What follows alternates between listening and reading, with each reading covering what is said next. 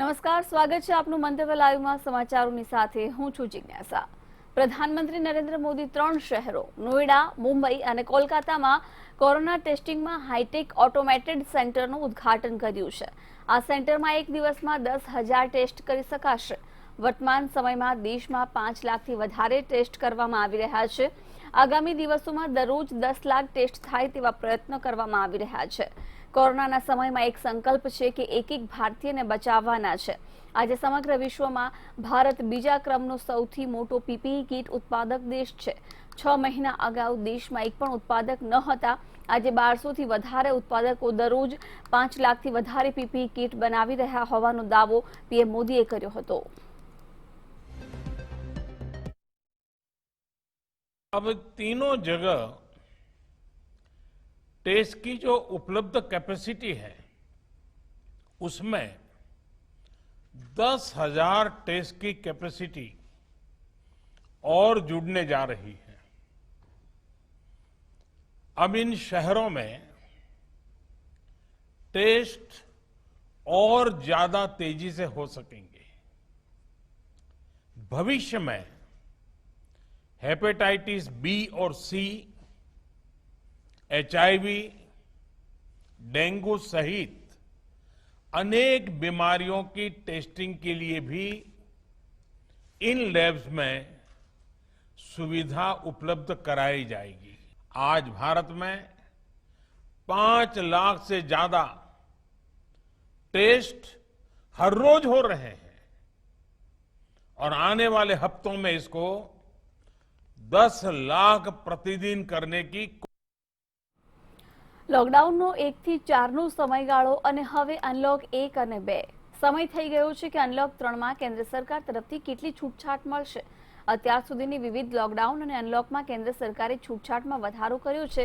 જો કે એ પણ હકીકત છે કે જેમ જેમ છૂટછાટ મળતી ગઈ તેમ તેમ કોરોનાના કેસનો આંકડો પણ વધતો ગયો। ત્યારે હવે અનલોક 3 માં કેવી છૂટછાટ મળશે તેના પર સૌની નજર રહેલી છે। અનલોક 3 પર વ્યવસાયીઓની ખાસ નજર। જીમ અને મલ્ટીપ્લેક્સ ઓનરને છૂટછાટની આશ। સરકારની શરત 25% ક્ષમતા સાથે છૂટછાટ શક્ય। મલ્ટીપ્લેક્સ ઓનરની માંગ 50% સાથે પણ નુકસાન। કોરોના વાયરસના કેર પછી જાહેર કરાયેલું અનલોક 2 31મી જુલાઈ શુક્રવારના રોજ પૂરું થઈ રહ્યું છે। સૂત્રોના જણાવ્યા મુજબ કેન્દ્ર સરકાર ઓગસ્ટથી અનલોક 3ની જાહેરાત કરીને કેટલીક છૂટછાટ આપી શકે છે। ખાસ કરીને અનલોક 3માં મલ્ટીપ્લેક્સ, સિંગલ સિનેમા હોલ અને જીમ ખોલવાની મંજૂરી મળી શકે છે। મંત્રાલયના એક ઉચ્ચ અધિકારીએ પણ કબૂલ્યું હતું કે થિયેટરો ખોલવા અમે ગૃહ મંત્રાલયને પ્રસ્તાવ મોકલી દીધો છે। સિનેમા હોલ માલિકો 50% ટિકિટ વેચાણ કરીને થિયેટરો શરૂ કરવા તૈયાર છે, પરંતુ સરકાર ફક્ત 25% ટિકિટ વેચાણ સાથે મંજૂરી આપવા માંગે છે। જો કે દેશના અનેક સિનેમા હોલ માલિકો 25% ક્ષમતા સાથે થિયેટરો ખોલવા પણ તૈયાર નથી। જીમ ખોલવા સરકાર આપશે મંજૂરી। માસ્ક સાથે કસરત સ્વાસ્થ્ય માટે જોખમી। સભ્યો માટે અલગ અલગ સમય કેટલું કારગર। જીમ ખોલવામાં પણ આ જ પ્રકારની ચિંતા વ્યક્ત કરાઈ રહી છે। સૂત્રોના જણાવ્યા મુજબ ગૃહ મંત્રાલય અનલોક 3માં ઓછી ક્ષમતા સાથે જીમ ખોલવાની મંજૂરી આપવા તૈયાર છે। આ માટે તમામ બેચમાં જીમના સ્પેસ પ્રમાણે ચોક્કસ સંખ્યામાં જ લોકોની હાજરી તેમજ ઇક્વિપમેન્ટનું રોજે રોજ સેનિટાઇઝેશન વગેરે જેવા નિયમો બનાવાઈ શકે છે। નિષ્ણાતોના મતે જીમમાં કસરત વખતે માસ્ક પહેરવું જોખમી સાબિત થઈ શકે છે, તેથી જીમમાં દરેક બેચમાં ચોક્કસ સંખ્યામાં જ લોકો હાજર રહે એ જરૂરી છે। હાલમાં જીમમાં સભ્યો પોતાના સમય જઈ શકે છે, પરંતુ અનલોક 3માં છૂટ આપવામાં આવશે તો આ રીતે જવું શક્ય બનશે નહીં। દરેક માટે અલગ ટાઈમ સ્લોટ નક્કી કરવો પડશે। સ્કૂલ કોલેજો પહેલાની જેમ જ રહેશે બંધ। દેશની મેટ્રો પણ રહેશે બંધ। અનલોક 3માં દેશભરની સ્કૂલો અને મેટ્રો સેવા પહેલાની જેમ જ બંધ રાખવામાં આવી શકે છે। દેશમાં સ્કૂલો ફરી શરૂ કરવા મુદ્દે માનવ સંસાધન વિકાસ મંત્રાલયે તમામ રાજ્યો સાથે બેઠક પણ યોજી છે અને પોતાના જે નિર્ણય છે તો કેન્દ્રીય ગૃહ મંત્રાલયને મોકલી દીધા છે. માનવ સંસાધન મંત્રી રમેશ પોખરિયાલે કહ્યું હતું કે આ મુદ્દે અમે કેટલાક વાલી મંડળો પાસેથી પણ મંત્રાલયે સૂચનો લીધા છે. જો કે હાલ તો દરેક પક્ષો સ્કૂલ ખોલવાની પણ તરફેણમાં નથી. બ્યુરો રિપોર્ટ, મંતવ્ય ન્યૂઝ.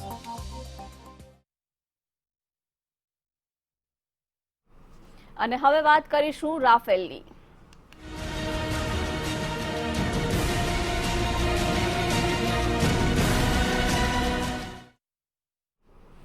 અત્યાધુનિક મિસાઇલો અને ઘાતક બોમ્બથી લેસ ભારતીય વાયુસેનાના સૌથી ઘાતક ફાઇટર જેટ રાફેલ આજે ફ્રાન્સથી ભારત માટે રવાના થઈ ગયા.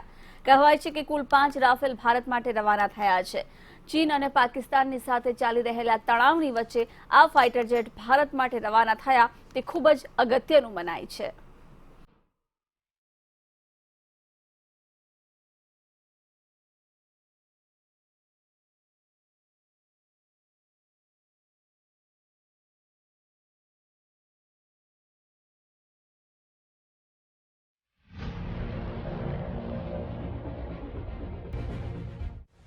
સૌથી ઘાતક, સૌથી શ્રેષ્ઠ રાફેલ. ભારતીય વાયુસેનાની વધશે તાકાત. દુશ્મનો થઈ જાઓ સાવધાન, આવી રહ્યા છે રાફેલ. ફ્રાન્સના મેરિનેક એરબેઝથી 5 રાફેલ ફાઇટર વિમાનનો પહેલો જથ્થો રવાના થઈ ચૂક્યો છે. 7000 કિલોમીટરનું અંતર કાપીને તે બુધવારે ભારત પહોંચશે. આ મલ્ટી રોલ ફાઇટર જેટ્સ ભારતીય સેનામાં સામેલ થવાથી સેનાની શક્તિમાં ઘણો વધારો થશે. કોરોના મહામારીના કારણે રાફેલ વિમાનની ડિલિવરી મોડી થઈ છે. ડિસેમ્બર 2021માં તેનો અંતિમ જથ્થો મળે તેવી આશા છે. રાફેલ ફાઇટર જેટના રવાના થતી વખતે ભારતીય રાજદૂત જાવેદ અશરફ પણ મેરિનેક એરબેઝ પર હાજર રહ્યા હતા. તેમણે પાયલટની મુલાકાત કરી અને ઉડાન પહેલા ભારતીય પાયલટ્સને શુભેચ્છાઓ પાઠવી. Our Air Force pilots tell us that these are extremely swift, nimble, versatile and very deadly aircraft. You might call them, they are both beauty and beast. They are superb flying machines being flown by the best pilots in the world. We'd like to thank Dassault for delivering the aircraft on time, the French Air Force and the French government for all the support they've provided. This is going to add a great deal of strength to our air power and defense preparedness, but it is also a powerful symbol of the strategic partnership between India and France. અંબાલામાં રાફેલને કરાશે તૈનાત. Golden arrows રાફેલની પહેલી squadron. 5 Rafale અંબાલામાં કરાશે તૈનાત. અંબાલામાં તૈનાત કરવાથી પશ્ચિમ સરહદ પર પાકિસ્તાન વિરુદ્ધ ઝડપથી એક્શન લેવા માટે ઉપયોગી બની રહેશે. રસપ્રદ વાત તો એ પણ છે કે અંબાલા એરબેઝ ચીનની સરહદથી 200 કિલોમીટર દૂર છે, જેથી ચીન સામે પણ લાલ આંખ કરવામાં ભારતીય વાયુસેના વધુ સજ્જ બની રહેશે. અંબાલામાં 17મી સ્ક્વોડ્રન ગોલ્ડન એરોઝ રાફેલની પહેલી સ્ક્વોડ્રન હશે. મિરાજ 2000 જ્યારે ભારત આવ્યું હતું ત્યારે ઘણી જગ્યાએ રોકાયું હતું, પણ રાફેલ એક સ્પોટ પછી સીધું અંબાલા એરબેઝ પર ઉતરશે. વન સ્ટોપથી સીધા જ ભારત આવશે રાફેલ. ફ્રાન્સથી અબુધાબી કરશે વન સ્ટોપ. યાત્રા દરમિયાન 2 વખત હવામાં તેલ ભરાશે. ભારતીય રાફેલ વિમાન ફ્રાન્સથી ઉડીને અબુધાબીમાં અલ દાફરામાં આવેલા એરબેઝ પર ઉતરશે. અંદાજે 10 કલાકની આ યાત્રા દરમિયાન હવામાં તેલ ભરવા માટે 2 વિમાન તેમની સાથે રહેશે. આ વિમાન રાત્રે થોભ્યા બાદ ફરીથી ભારત માટે રવાના થશે. આ યાત્રા દરમિયાન 2 વખત હવામાં તેલ ભરાશે. પાયલટોને હવામાં તેલ ભરવાની ટ્રેનિંગ પણ અપાશે. ભારતમાં પહોંચ્યા બાદ આ વિમાન અંબાલા એરફોર્સ સ્ટેશન પહોંચશે. બ્યુરો રિપોર્ટ, મંતવ્ય ન્યૂઝ. વિમાન 29મી જુલાઈના રોજ અંબાલામાં એરફોર્સમાં સામેલ કરાશે. સૂત્રોના મતે 1 સપ્તાહની અંદર જ આ વિમાનોને કોઈ પણ મિશન માટે તૈયાર કરી લેવાશે. આ ફાઇટર જેટને ઉડાડવા માટે કુલ 12 પાયલટોને ટ્રેનિંગ અપાઈ છે. દુનિયાના સૌથી ઘાતક મિસાઇલો અને સેમી સ્ટીલ્થ ટેકનોલોજીથી લેસ આ વિમાનોને ભારતીય વાયુસેનામાં સામેલ થવાથી દેશની સામરિક શક્તિમાં પણ જબરદસ્ત વધારો થશે. રાફેલ મિટિયર અને સ્કાલ્પ જેવી મિસાઇલોથી સજ્જ. 100 કિલોમીટરના વિસ્તારમાં પણ ટાર્ગેટને શોધી શકે. શક્તિશાળી M88 એન્જિન. રાફેલ ફાઇટર જેટને વધુ શક્તિશાળી બનાવાઈ રહ્યા છે. વાયુસેના તેને હેમર મિસાઇલથી સજ્જ કરાવી રહી છે, જેના માટે ઇમરજન્સી ઓર્ડર કરાયા હતા. વાયુસેનાની જરૂરને ધ્યાનમાં રાખીને ફ્રાન્સના અધિકારીઓએ કોઈ બીજા માટે તૈયાર કરાયેલા સ્ટોકમાંથી ભારતને હેમર આપવાનો નિર્ણય કર્યો હતો. હેમર એટલે કે highly agile modular munition extended range medium range missile છે, જેને ફ્રાન્સની વાયુસેના અને નેવી માટે બનાવાઈ હતી. આકાશમાંથી જમીન પર પ્રહાર કરે છે. હેમર લદ્દાખ જેવા પહાડી વિસ્તારમાં પણ સૌથી મજબૂત શેલ્ટર અને બંકરોને નષ્ટ કરી શકે છે. આ બધા સિવાય કોઈ પણ જોખમની સ્થિતિમાં તેમાં લાગેલું radar, warning receiver, laser warning અને મિસાઇલ એપ્રોચ વોર્નિંગ એલર્ટ થઈ જાય છે અને રડારને જામ થતા બચાવે છે. આ ઉપરાંત રાફેલની રડાર સિસ્ટમ 100 કિલોમીટરના વિસ્તારમાં પણ ટાર્ગેટને શોધી શકે છે. રાફેલમાં આધુનિક હથિયાર પણ છે, જેમ કે આમાં 125 રાઉન્ડ સાથે 30 mmની કેનન છે, જે એક વખતમાં 9,500 કિલોનો સામાન લઈ જઈ શકે છે. રાફેલ પરમાણુ હુમલો કરવામાં સક્ષમ. રાફેલ DH એટલે કે 2 સીટર અને રાફેલ EH એટલે કે સિંગલ સીટર બંને twin engine, delta wing, semi stealth capabilities સાથે ચોથી જનરેશનના ફાઇટર જેટ છે. રાફેલ જેટથી પરમાણુ હુમલો પણ કરી શકાય છે અને આ ફાઇટર જેટને રડાર ક્રોસ સેક્શન અને ઇન્ફ્રારેડ સિગ્નેચર સાથે ડિઝાઇન કરાયું છે. આ સાથે જ એક કમ્પ્યુટર સિસ્ટમ પણ છે, જે પાયલટને કમાન્ડ અને કંટ્રોલ કરવામાં મદદ કરે છે. રાફેલ મિટિયર અને સ્કાલ્પ જેવી મિસાઇલોથી સજ્જ. રાફેલ ફાઇટર જેટ્સ મિટિયર અને સ્કાલ્પ જેવી મિસાઇલોથી સજ્જ છે.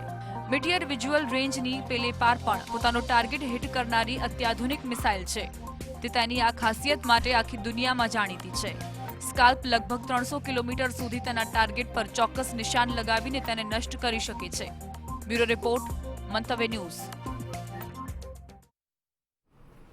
રાહુલ ગાંધીએ ફરી એક વખત વિડીયો ટ્વીટ કરીને સરકારને ઘેરવાનો પ્રયત્ન કર્યો છે. રાહુલ ગાંધીએ ફરી એક વખત પોતાની વિડીયો સિરીઝના આગળના ભાગને શેર કરીને મોદી સરકારને ચીનની ઘૂસપેઠ અંગે ઘેરવાની કોશિશ કરી હતી. લદ્દાખમાં LAC ખાતે છેલ્લા અનેક સપ્તાહથી તણાવ વ્યાપેલો છે. બંને દેશ વચ્ચે અનેક તબક્કે વાતચીત થઈ ચૂકી છે અને ચીને પોતાના સૈનિકોને પાછા બોલાવવા સહમતિ દર્શાવી હતી. પરંતુ એક અહેવાલ પ્રમાણે હજુ પણ કેટલાક ક્ષેત્રોમાં ગતિરોધ ચાલુ છે. છેલ્લા અનેક સપ્તાહથી ચીનની ઘૂસણખોરીના મુદ્દાને ઉછાળી રહેલા રાહુલ ગાંધીએ કરેલા દાવા પ્રમાણે મારું માનવું છે કે તે લોકો જે ચીનીઓ આપણા દેશમાં ઘૂસી આવ્યા તે અંગે ખોટું બોલી રહ્યા છે તે રાષ્ટ્રવાદી નથી. મારા વિચાર પ્રમાણે જે લોકો ખોટું બોલે છે અને એમ કહે છે કે ચીની ભારતમાં નથી ઘૂસ્યા તે દેશભક્ત નથી. Not in India. They are the people who are not patriotic. So frankly, I don't care if it costs me politically. I don't care if I have no political career at all after that, but I am going to say the truth as far as Indian territory is concerned. Ladakh બાદ કપટી ચીનની હિમાચલ સરહદ પર કપટી ચીનની જરૂર પડી છે. ચીનની મેલી ભારતીય સફેદ સમાન હિલચાલ પર પડી છે. ચીને લાંબો હિમાચલ સરહદ પાસે લાંબો રસ્તો પણ બનાવી દીધો છે.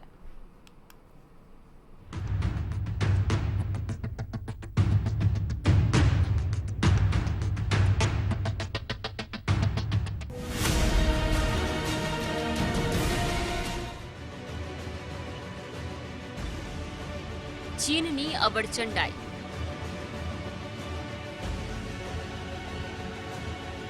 કપટી ચીનની મેલી નજર હિમાચલ પર. લદ્દાખ બાદ હવે હિમાચલ પર નજર. 20 કિલોમીટર લાંબો રસ્તો બનાવ્યો.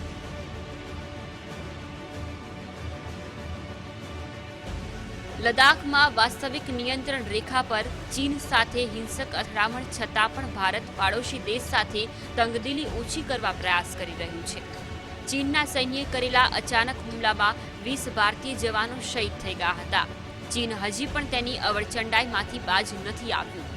ચીન દ્વારા હવે હિમાચલ પ્રદેશના કિન્નોર જિલ્લાનું કુન્નુ ગામમાં રેકી કર્યાનો દાવો કર્યો છે. ચીને આ સરહદે લગભગ 20 કિલોમીટર લાંબો રસ્તો બનાવી લીધો છે. મોરંગ ખીણ ક્ષેત્રના અંતિમ ગામ કુન્નુ ચારંગના ગામવાસીઓએ દાવો કર્યો છે કે ચીન રાતના અંધારામાં તીવ્ર ગતિએ ખેમકુલ્લા પાસ તરફથી રસ્તો બનાવી રહ્યું છે. ચીન તરફથી રાતના સમયે ડ્રોન પણ આવી રહ્યા છે. લોકોએ ચીન તરફથી નો મેન્સ લેન્ડ વિસ્તારમાં રસ્તા બનાવવામાં આવી રહ્યો હોવાની આશંકા વ્યક્ત કરી છે. વડાપ્રધાન તેમજ રક્ષા મંત્રી દ્વારા વારંવાર કહેવામાં આવે છે કે ભારત ક્યારેય પહેલ કરતું નથી. ભારત દ્વારા હંમેશા શાંતિની અપીલ કરવામાં આવે છે, પરંતુ નફ્ફટ ચીન તેની હરકત બંધ નથી કરતું અને હવે તેની મેલી નજર હિમાચલ પર પડી છે. બ્યુરો રિપોર્ટ, મંતવ્ય ન્યૂઝ.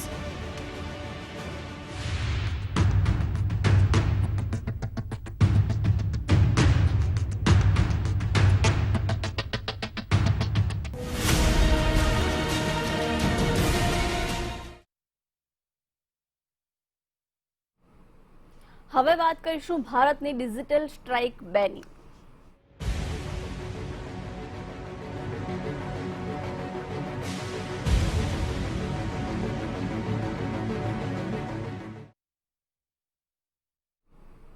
જાસૂસીની આશંકા સાથે ભારતે ચીન પર ડિજિટલ સ્ટ્રાઇક કરી છે.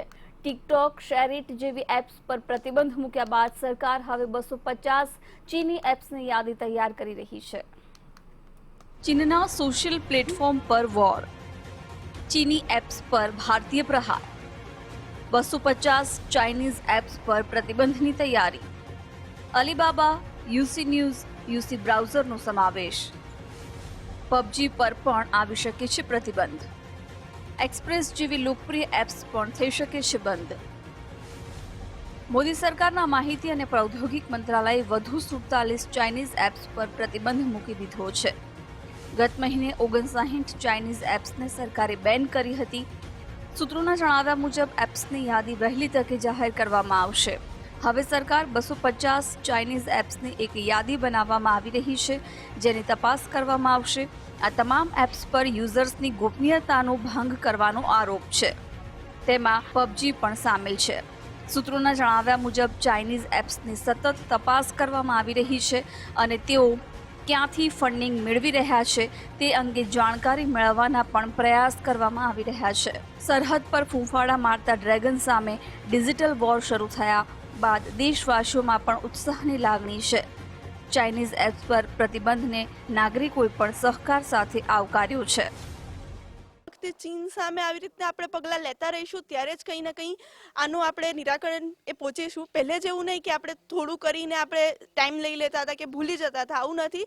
આ વખતે સરકારે પાછી ડિજિટલ સ્ટ્રાઇક કરીને આ પ્રૂફ કરી. પણ જેટલી બી ચાઇનીઝ એપ્લિકેશન છે જે આપણા ડેટા ચોરી કરીને એનો મિસયુઝ કરી શકે છે એ એપ્સ બેન થવી જોઈએ. અને આપણા ભારતની અંદર જે એપ્લિકેશન બને છે તો એને પણ સારી રીતે આપણે એને વધારવું જોઈએ અને એના માટે સ્ટાર્ટઅપ બી મળવું જોઈએ, જેથી બધા એપ્લિકેશન ઇન્ડિયામાં બી બનાવી શકે. કહી રહ્યા છે કે ભાઈ આત્મનિર્ભર ભારત બનવું જોઈએ, તો એની માટે થઈને આ મોદી સરકારનો સૌથી મોટામાં મોટો નિર્ણય છે કે ભાઈ ચીની એપ્લિકેશન પર ડિજિટલ સ્ટ્રાઇક કરવામાં આવે.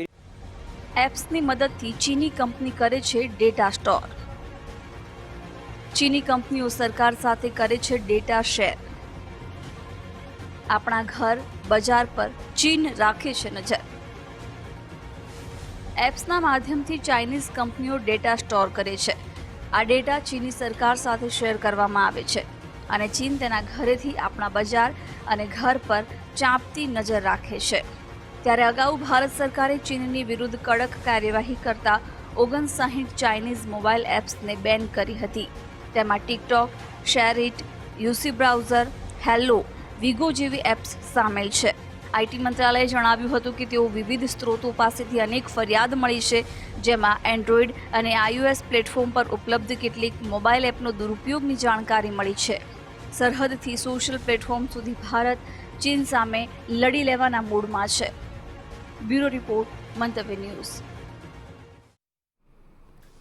એક મહત્વના સમાચાર પર નજર કરીશું. ભારતમાં સતત કોરોનાનું સંક્રમણ વધી રહ્યું છે. પોઝિટિવ કેસનો આંક ઝડપથી વધી રહ્યો છે. દેશમાં ઝડપથી કોરોના પોઝિટિવ કેસનો આંક વધી રહ્યો છે, વ્યાપ વધી રહ્યો છે. આજે પણ 40,000 ને પાર કેસ નોંધાયા છે. આજના દિવસ દરમિયાન છેલ્લા 24 કલાક દરમિયાન 42,175 કોરોના કેસ નોંધાયા છે અને આ સાથે જ હવે એક્ટિવ કેસોની સંખ્યા 5 લાખને નજીક પહોંચી ચૂકી છે. હાલ દેશમાં 4,95,000 જેટલા એક્ટિવ કેસ છે, તો આજે દેશમાં 30,600 જેટલા લોકો કોરોનાને માત આપી ડિસ્ચાર્જ થયા છે, સ્વસ્થ થઈ ઘરે પરત ફર્યા છે. 602 લોકોએ જીવ ગુમાવ્યા છે. કુલ મૃત્યુઆંક 33,000ને વટાવી ચૂક્યો છે. મહારાષ્ટ્રમાં 12 દિવસ બાદ 8,000થી નીચે કેસ નોંધાયા છે. મહારાષ્ટ્રમાં આજે 7,924 નવા કોરોનાના કેસ નોંધાયા છે. કુલ કેસોની સંખ્યા 3,83,000ને પાર કરી ગઈ છે. વધુ એક મહત્વના સમાચાર મળી રહ્યા છે. મહેસાણાથી પેપર લીક મામલે એક મહત્વના સમાચાર મળી રહ્યા છે, તેની પર નજર કરીશું. માધ્યમિક શાળાના પેપર લીક થયા હતા, તેને જ લઈને આ બ્રેકિંગ ન્યૂઝ. 29 જુલાઈએ યોજાવાની હતી એકમ કસોટી. ધોરણ 10નું ગણિતનું પેપર લીક થયું હતું. 29 જુલાઈએ શાળામાં પહોંચવાના હતા પેપર, ત્યારે સંચાલકોને પેપર ગુપ્ત રાખવાની આ મામલે સૂચના પણ આપવામાં આવી હતી. જોકે ધોરણ 10ના સામાજિક વિજ્ઞાન ગણિતનું પેપર લીક થયું હતું, તેને જ લઈને ધોરણ 9નું વિજ્ઞાનની પરીક્ષાનું પણ પેપર લીક થયું હતું અને ફરીથી યોજાવાની હતી પરીક્ષા. ધોરણ 10નું ગણિતનું પેપર લીક થયું હતું. 29 જુલાઈએ શાળાઓમાં પેપર પહોંચવાના હતા. સંચાલકોને પેપર ગુપ્ત રાખવાની સૂચના પણ આપવામાં આવી છે. મહેસાણાથી આ સમાચાર. માધ્યમિક શાળાના પેપર લીક થયા હતા. ધોરણ 9 અને ધોરણ 10ના પણ પેપર લીક થયા હતા. 29 જુલાઈએ એકમ કસોટી યોજાવાની છે, ત્યારે પેપર ગુપ્ત રાખવા માટે સૂચના આપવામાં આવી છે. 29 જુલાઈએ શાળાઓમાં પેપર પહોંચવાના હતા. સંચાલકોને પણ પેપર ગુપ્ત રાખવા માટે સૂચના આપવામાં આવી છે.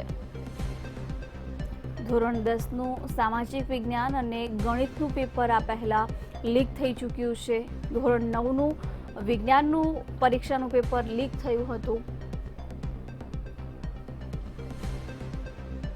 તેને જ લઈને આ સમાચાર. 29 જુલાઈએ શાળાઓમાં પેપર પહોંચવાના હતા અને તેને જ લઈને ગુપ્ત રાખવા માટે શાળા સંચાલકોને સૂચના પણ આપવામાં આવી. વધુ વિગતો મેળવીશું સંવાદદાતા પાયલ યાદવ પાસેથી. પાયલ, શું વિગતો? ચોક્કસ. મહેસાણામાં 29 તારીખે જે લેવાનારી પરીક્ષાઓ હતી તેનું પેપર જે છે તે સોશિયલ મીડિયામાં લીક થયું છે. 29 તારીખે જે એકમ કસોટીની જે એક્ઝામ લેવાની હતી તેના જે પેપર છે જે સોશિયલ મીડિયામાં લીક થતા અત્યારે મહેસાણાનું જે તંત્ર છે તે દોડતું થઈ ગયું છે. શાળા સંચાલકોને આ માહિતી જે છે પેપર જે છે ગુપ્ત રાખવાની સૂચના આપવામાં આવી હતી, પણ મોટી લાપરવાહી જે કહી શકાય તે સામે આવી છે. 29 જુલાઈએ લેવાનારી પરીક્ષાના જે પેપર છે તે લીક થઈ ચૂક્યા છે. ધોરણ 10 અને 10 અને 9માની જે પેપર હતા વિજ્ઞાનના તે અને સામાજિક વિજ્ઞાનનું જે પેપર હતું તે બંને લીક થઈ ચૂક્યાનો મામલો જે તે સામે આવે છે. બિલકુલ પાયલ, ક્યાંથી પેપર લીક થયા, કોણ જવાબદાર છે, તપાસમાં સામે આવ્યું છે અત્યાર સુધી કંઈ? જી ચોક્કસ. અત્યારે હાલમાં એવા કોઈ સામે તપાસ એની ચાલુ કરી દેવામાં આવી છે, પરંતુ હાલ ક્યાંથી લીક થયા છે, કેવી રીતે લીક થયા છે અને કોણ આમાં સંડોવાયેલા છે તેની તમામ જે તપાસ છે તે શરૂ કરી દેવામાં આવી છે. હજુ સુધી જે કહી શકાય તેના ઉપર પડદો પાડેલો છે. બિલકુલ પાયલ, આભાર સમગ્ર માહિતી આપવા બદલ. તો પેપર લીક થયા છે, જો કે હાલમાં તો પેપર ક્યાંથી લીક થયા છે, કોણ આમાં સંડોવાયેલું છે તે મામલે તપાસ ચાલી રહી છે. ધોરણ 9નું વિજ્ઞાનનું પેપર પણ લીક થયું છે. શાળા સંચાલકોને પેપર ગુપ્ત રાખવા માટે આ અગાઉ સૂચના પણ આપવામાં આવી હતી, જો કે અત્યારે પેપર લીક થયાના સમાચાર મળી રહ્યા છે. રાજસ્થાનની રાજ્ય સરકારમાં સીએમ અશોક ગહેલોત અને તેમના કેબિનેટ દ્વારા વિધાનસભા સત્ર બોલાવવાની માંગને રાજ્યપાલ કલરાજ મિશ્રાએ સ્વીકારી લીધી છે. રાજ્યમાં ચાલી રહેલા રાજકીય ઘટનાક્રમ વચ્ચે સીએમ ગહેલોત વારંવાર બહુમતી સાબિત કરવા માટે સત્ર બોલાવવાની માંગ કરી રહ્યા હતા. આ માટે કોંગ્રેસ અને ગહેલોત ચોતરફથી રાજ્યપાલ પર દબાણ કરવામાં સફળ રહ્યા. જો કે સોમવારે બપોરે વિધાનસભા સત્ર બોલાવવાની માંગનો સ્વીકાર કરતા રાજ્યપાલે કોંગ્રેસના તમામ આરોપોને ફગાવી દીધા. રાજ્યપાલનું કહેવું છે કે રાજ્યમાં કોરોના સંક્રમણની ફેલાઈ રહેલી સ્થિતિને જોતા ઓછા સમયમાં સદનમાં તમામ ધારાસભ્યોને બોલાવવા મુશ્કેલીભર્યું સાબિત થશે.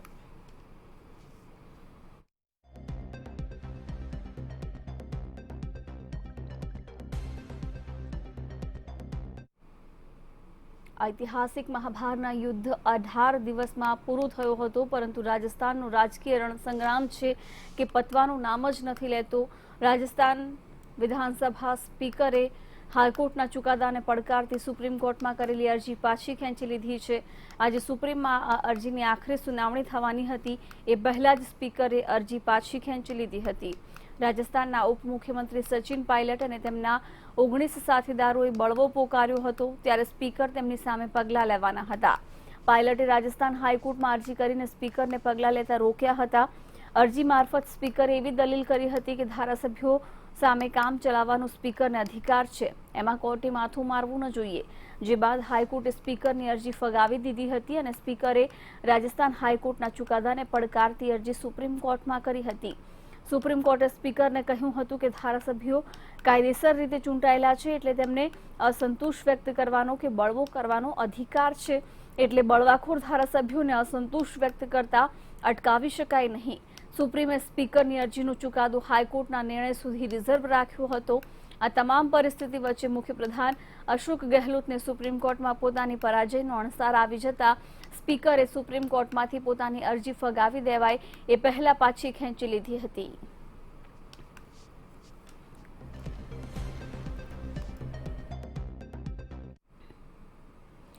જમ્મુ કાશ્મીરને કેન્દ્ર શાસિત રાજ્ય તરીકે પ્રસ્થાપિત કરવાના કેન્દ્ર સરકારના નિર્ણય વિરુદ્ધ પૂર્વ મુખ્યમંત્રી અને નેશનલ કોન્ફરન્સના નેતા ઉમર અબ્દુલ્લાએ કોઈપણ વિધાનસભા ચૂંટણી ન લડવાની પ્રતિજ્ઞા લઈ લીધી છે.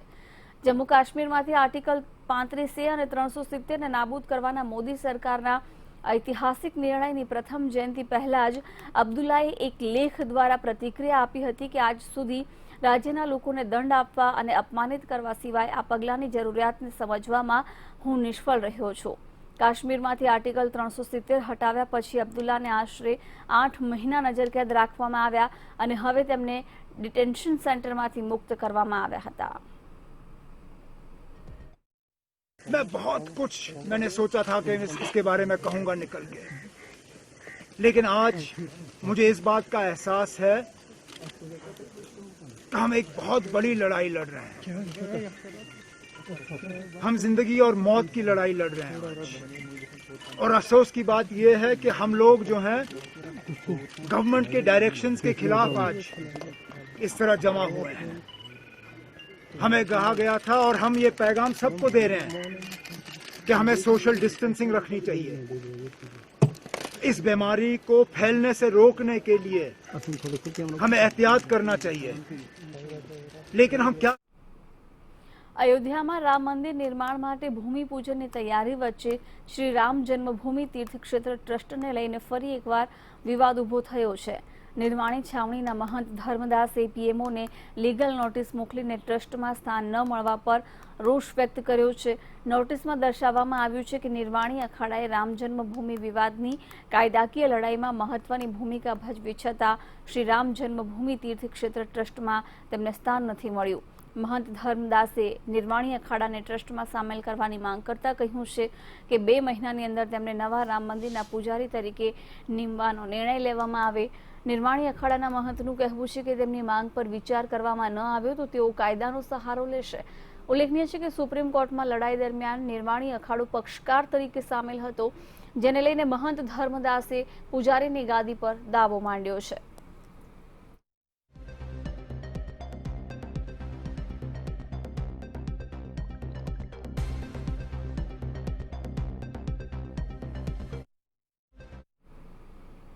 ભારતીય ક્રિકેટ ટીમના પૂર્વ કેપ્ટન સૌરવ ગાંગુલીનો બીસીસીઆઈ અધ્યક્ષ તરીકેનો કાર્યકાળ પૂર્ણ થઈ ગયો છે. જો કે હજુ સુધી તેઓએ પોતાના પદ પરથી રાજીનામું નથી આપ્યું. કુલિંગ ઓફ પીરિયડના નિયમ અનુસાર ભારતીય ક્રિકેટ પ્રશાસનમાં ગાંગુલી 6 વર્ષ સુધી અધ્યક્ષ તરીકે ફરજ બજાવી ચૂક્યા છે.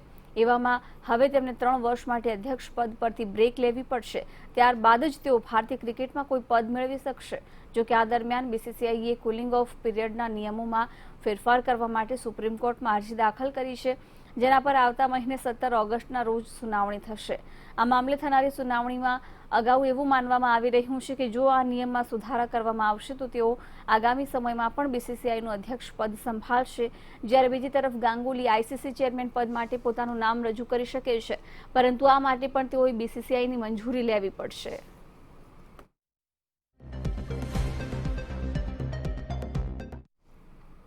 તો બુલેટિનમાં અત્યારે બસ આટલું જ. મને આપશો રજા. નમસ્કાર.